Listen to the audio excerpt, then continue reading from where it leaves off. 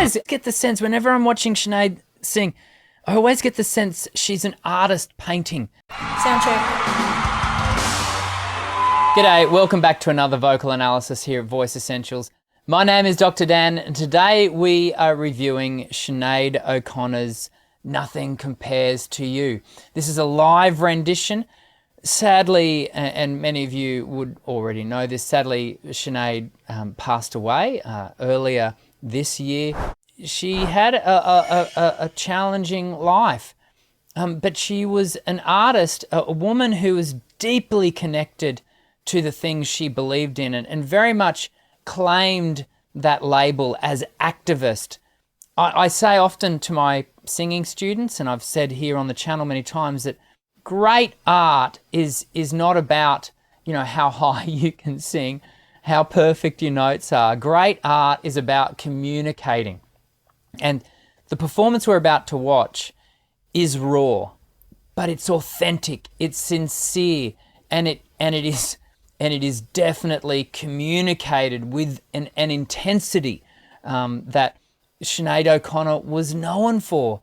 It's what we came to love about her performances, and why there was really such an outpouring of grief when we learnt of her passing. So let's dive in and have a watch of this performance. I'll talk to some things as we go along. You know, technically this is not what we would call exquisite. It's not what we would suggest that you go away and copy necessarily. But what I do want you to take away from it, having watched it and after the review, is the authenticity. There is no doubting just how connected she is to the material that she's singing. Let's dive in.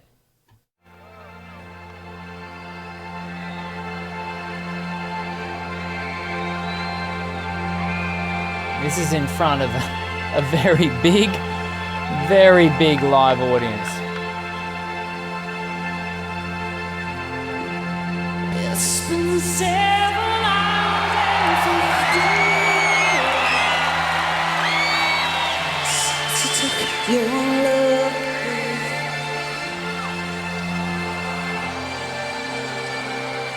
I'm gone every night and sleep.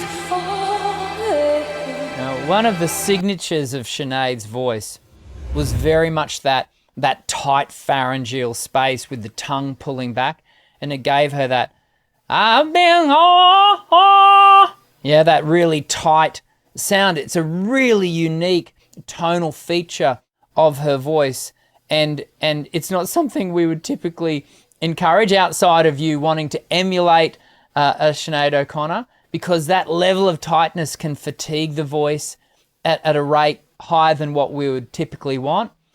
But I'm glad she did it, because it really does create that tension that we associate with her performance and her delivery of message. Your love.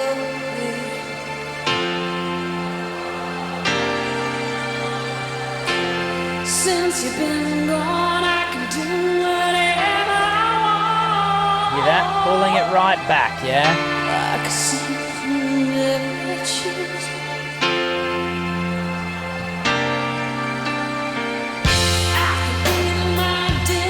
Hear that level of growl that she uses to start some of her phrases. Again, that creates intensity, and it creates this sense of energized communication. Have a listen to that again. Here it comes.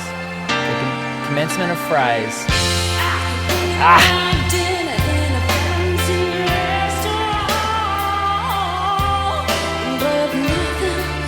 I said nothing can take away this blues, 'cause nothing compares to you.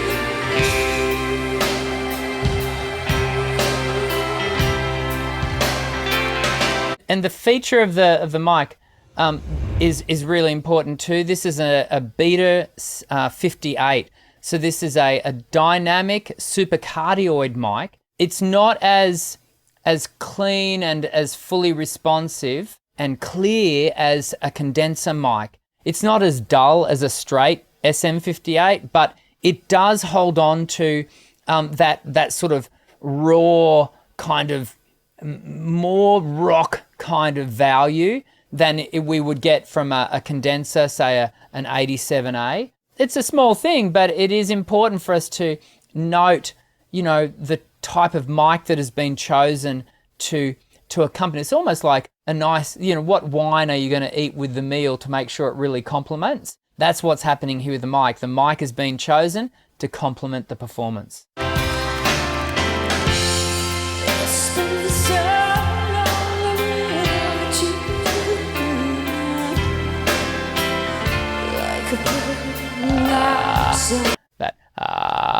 That sort of pulse register where we get that glottal drive, and that's a really nice feature. Just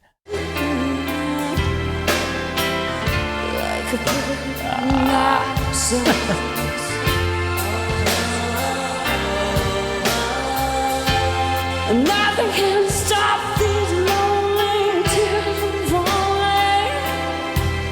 Tell me, baby. yeah, nice use of breathiness and breathy tone. Tell me, baby. It really gives that sort of intimacy. Breath is the key driver of emotion. And in your singing, if you're looking for tips along the way, in your singing, always remember that breath will drive the emotive value of your message. Where did I go wrong? I could put my arm around every word I see. Then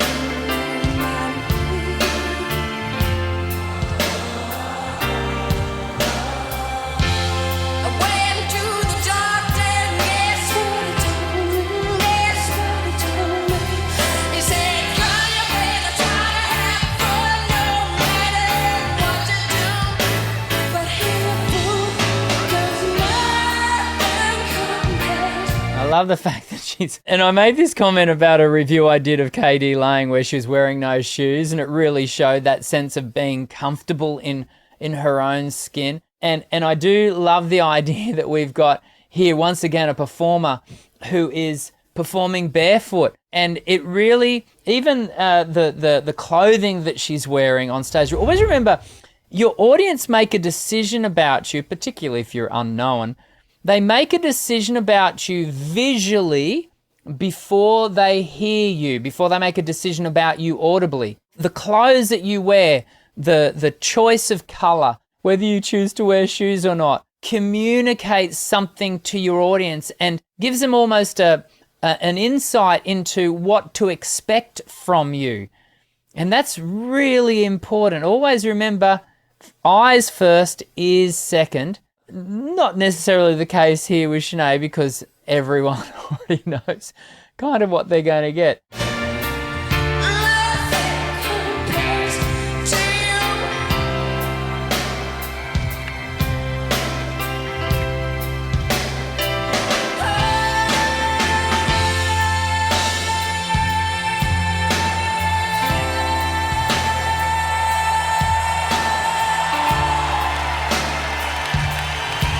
Okay, so let's just talk to that, because far be it from me to suggest how Sinead should do things differently. I wouldn't normally want to see a singer throwing their head back with their back all tied and just and this is a great note. It never breaks up. It's never actually in question. And one of the reasons for that is because it's actually not a high note. She's built the intensity into the dynamic and the tone, but it's not high.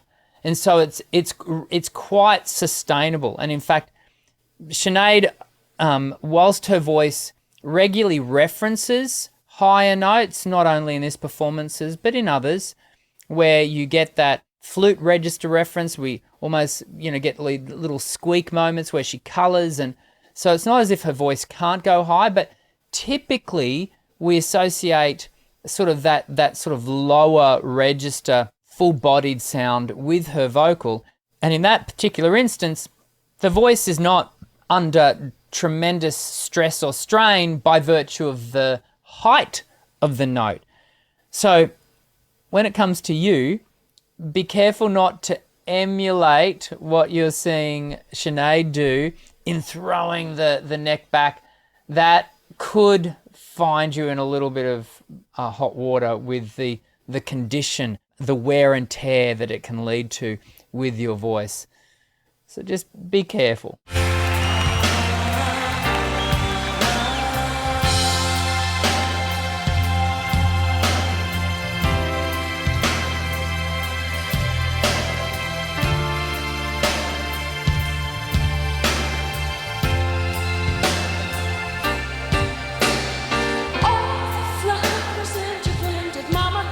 I love the fact that she remains in the moment throughout that instrumental.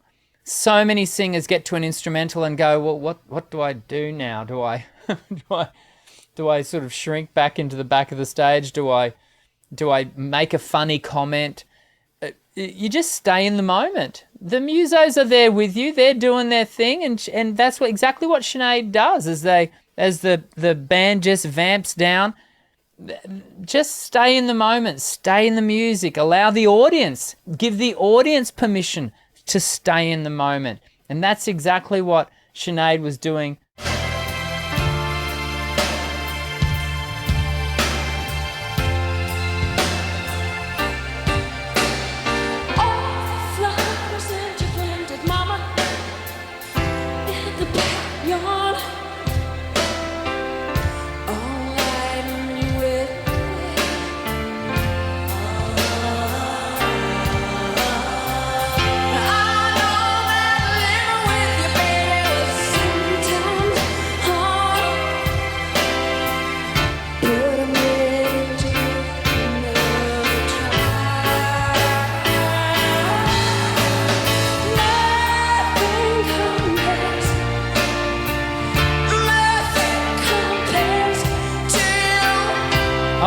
I always get the sense whenever I'm watching Sinead sing, I always get the sense she's an artist painting. At every point, she's making choices. She's not that fine artist where she's in there with a fine tip, paintbrush and little. She's throwing textures here and big blotches of color there, and she's making very intentional choices. But it's big and it's bold and it's got this wonderful to it, and I love that. It's not your really careful performance. It's just aggressive, and it's got this activist sense to it. She was an activist. She's a person that has big beliefs and she makes big statements, and that is what she's doing in this performance.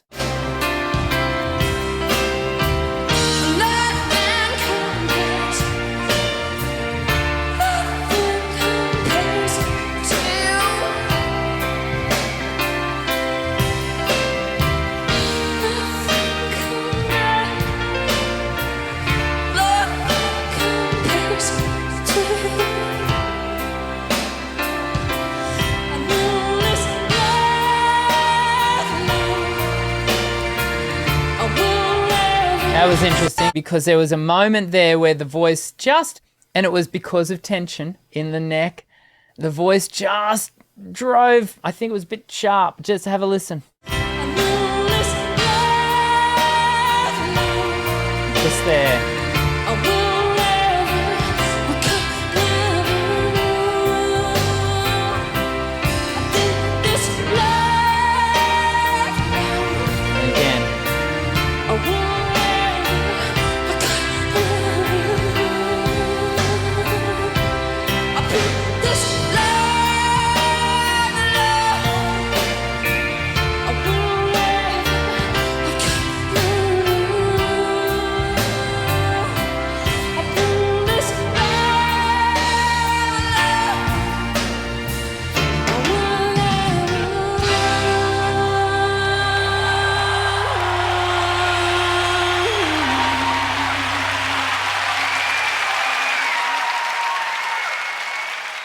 What an amazing artist. I mean, really, I have so much respect for artists that are able to deliver such intensity of emotion that is true to themselves, but is coming from a place of sincerity and authenticity. Even if there is tightness in the voice, I always want a voice to be healthy and sustainable. I always want it to be efficient, but sometimes the voice needs to be taken out onto those edge, that edge of risk taking to give us that sense of energized communication. And Sinead O'Connor was one of the best at doing that, and it is sad that we have lost her. I hope you've enjoyed today's vocal analysis. Please leave your comments in the comments section below, because I'm sure that you have got memories of her performances and other performances that you can direct people to having a watch of, because she's well worth not only remembering, but also, viewing the things that she did. And we all still remember that iconic video recording of this particular performance where she's singing to camera and she's got tears running down her face. Wow. So good. I hope to see you again in the next vocal analysis video. My name is Dr. Dan. Sing well.